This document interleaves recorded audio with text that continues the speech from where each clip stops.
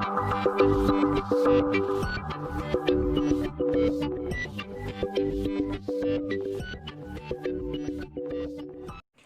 students, today we'll discuss the new topic that is idea of algorithmic efficiency. Okay, so let us discuss what is algorithm first. Okay, then after that efficiency, about efficiency I'll tell you. Before designing something we need to plan it, we need to just means work out it first, then after that only we can design. Just like that, before designing, before writing the programs, first what we'll do, first we'll write the step-by-step process to do the program, then after that only we can solve a problems or solve a programs. For that reason, the step-by-step methods are known as the algorithm. Okay, so before doing a programs, first very important is that how you are creating an algorithm. So if your algorithm is good, your algorithm is perfect, then it will take less time, it will execute fast. Okay, so it depends upon the algorithm. So let us discuss what are the factors are there, what is the efficiency, then after that we'll go in details. Okay.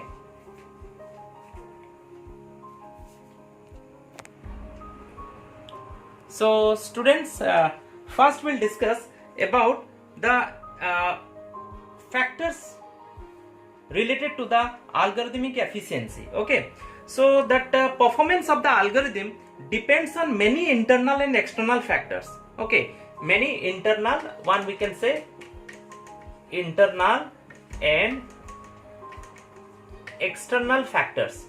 Internal and external factors. So what are the internal and external factors that we'll see? In internal factors, time and space. These are two internal factors. One is time and one is space. These two are the internal factors of the algorithmic efficiency. Another one is external factor if we'll discuss, that is size. One is size, next one is speed. Okay, and another one is that is called quality of the compiler. That is called quality. That is called the quality. So these three factors, these three external factors and two internal factors are that means it depends upon the efficiency. So first we'll discuss the different efficiency and different factors and their complexity.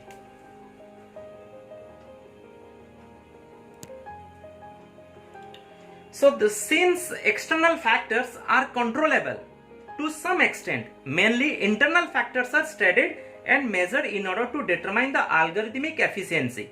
Okay, so we can say that about the complexity. So now let us discuss what is complexity.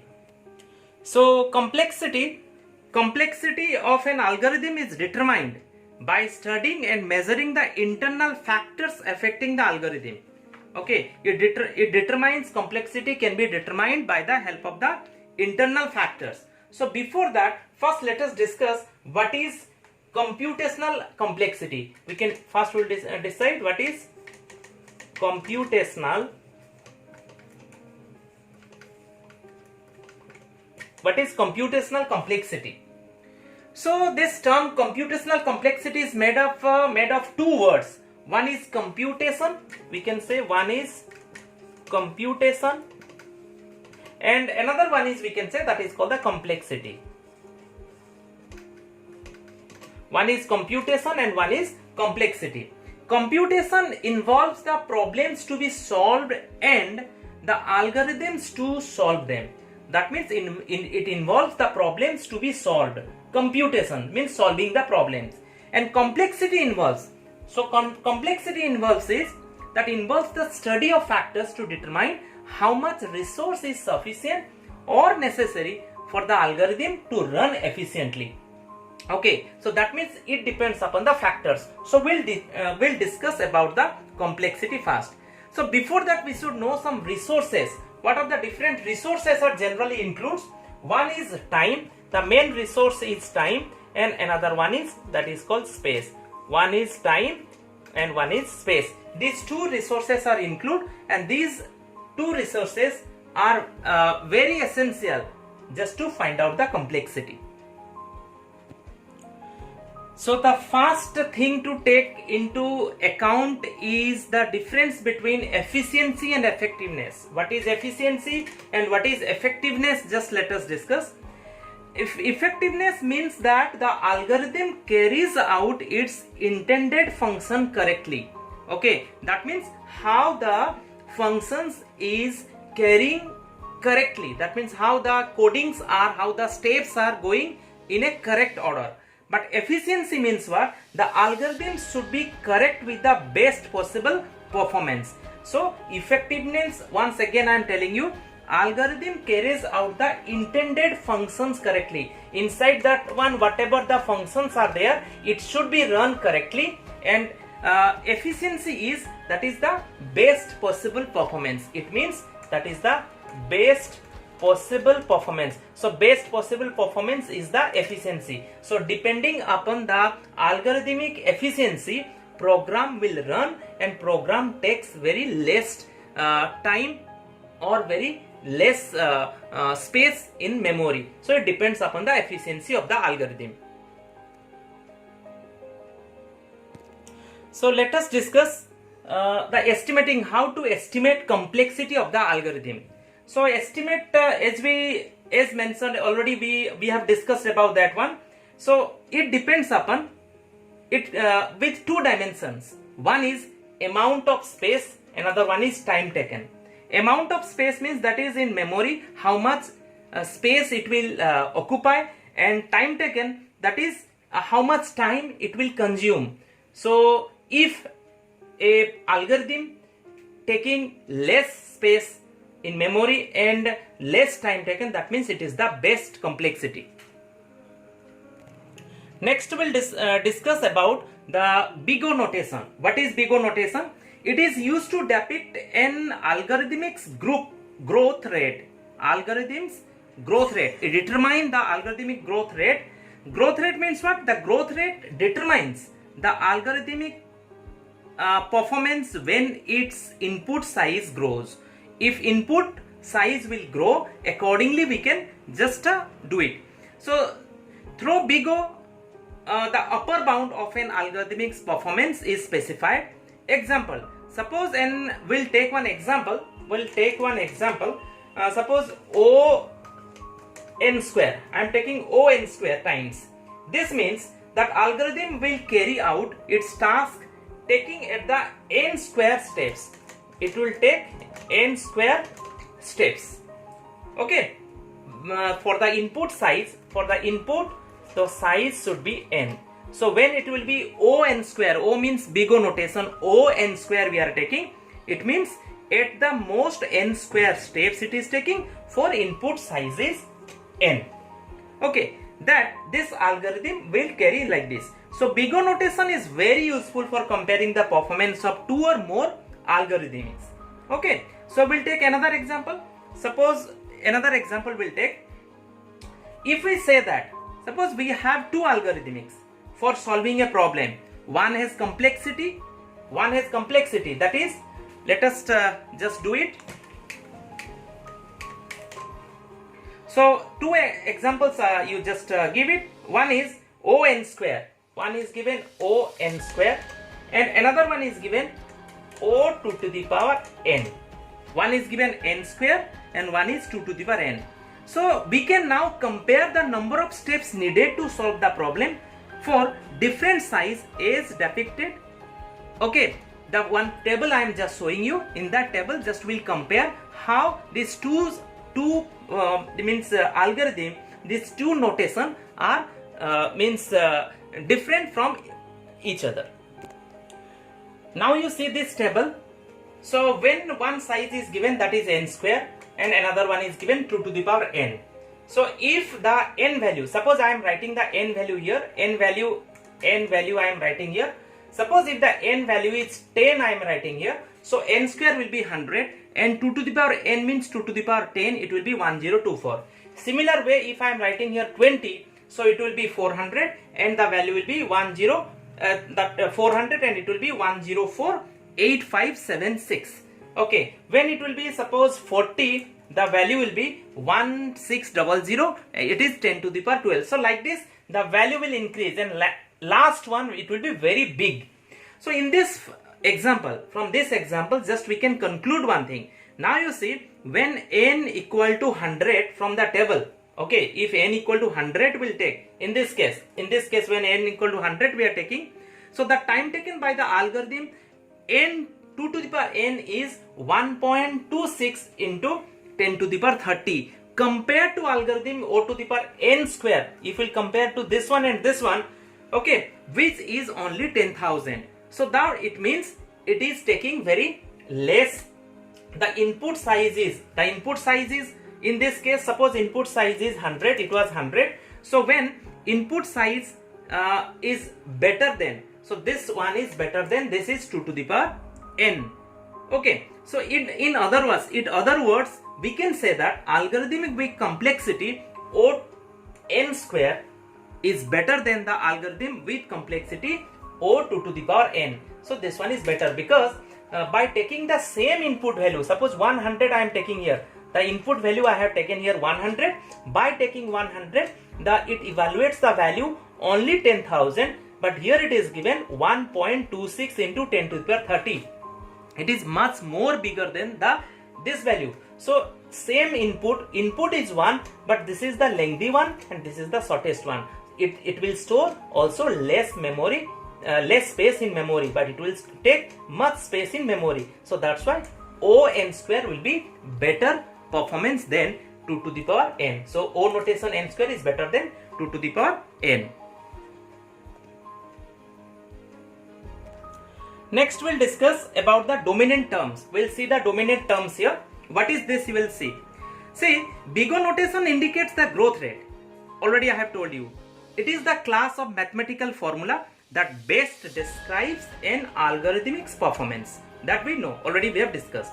So big O is a function with parameter n, where n is usually size of the input. This one is n, 10, 20, this is 40, these are the n value. So depending upon the size, then we can find the big O value.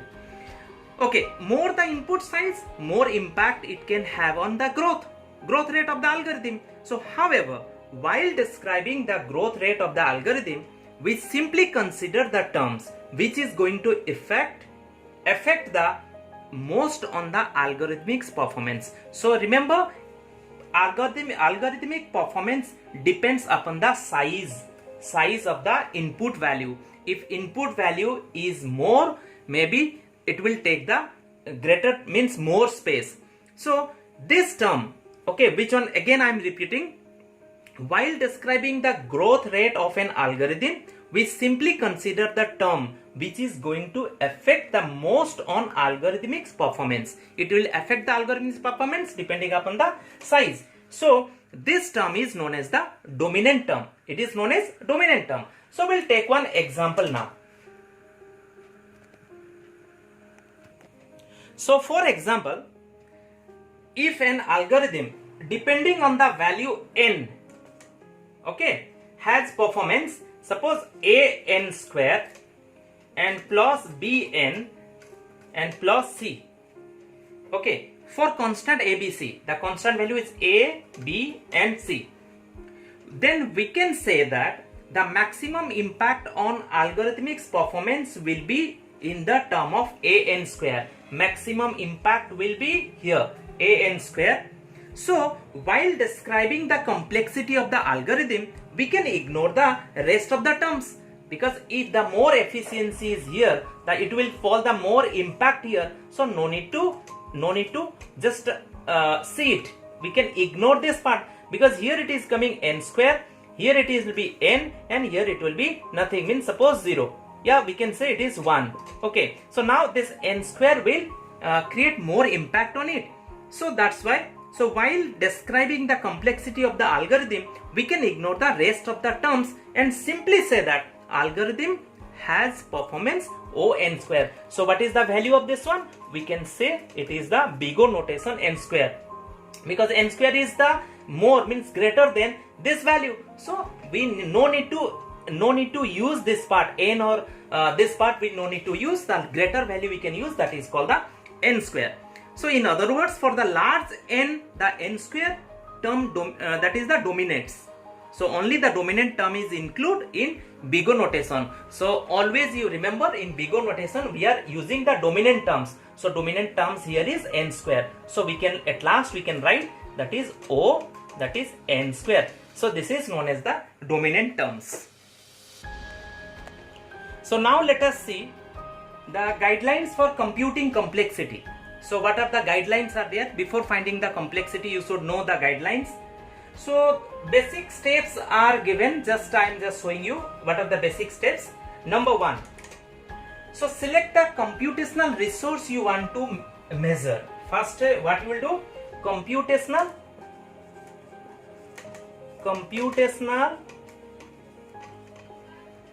resource. What is this? Computational resource you want to measure. Normally we have two options. One is time and one is memory. One is time and one is memory. These two computational, generally these two options are there, but other studies can be undertaken like network traffic, etc. But these two are the main part of the complexity, main resource of the complexity. One is time and one is memory. Number 2. See, number 2, we can just do look to the algorithmic and attention to loops or recursion. So attention you give to loop. So what is how we are giving the attention to the loop? Suppose try to see the variables and conditions that make the algorithm work more or less. Sometimes it is one variable, sometimes several also. So this is going to our size of input. So that means if your input is more, your loop will be more. Suppose here I am writing the for loop that is for 1, 2, 3. That means only 3 times it will execute. If instead of 3 I will write 30, so it will execute more times. So it depends upon, that's why it is given attention to the loop. So if your loop will be more, if your size will be more, okay, your input will be more, so it will take more time. Remember that with complexity analysis, we are interested in getting a function that relates the size of input with the computational resource. So okay, so size is an important part of this loop. Okay, if your size will increase, automatically the loop will increase. Number 3, that is the size of input of the algorithm. That is also will say that is loop. It is direct will discuss about the size of input. So what is the size of input? So if there are different cases inside it, such as when the algorithm keeps best performance, takes the shortest possible. Best performance means always shortest possible. That is called the best case. That is called best case. Best case. And when the algorithm gives worst performance, that takes maximum possible time, and we are saying that is the worst case. That is the worst case. And when the algorithm performance in between the two cases, that is performance better than the worst case but does not give best performance, that is called the average case. Another one is known as the average case. So these 3 cases are there. One is best case, one is worst case, one is average case. Today's class is up to this, students. I hope you understood. So next class we'll discuss the calculating complexity, how to calculating this these things I have told the guidelines. So next class we'll discuss the calculating complexity in the next video. Okay, thanks for watching and have a nice day.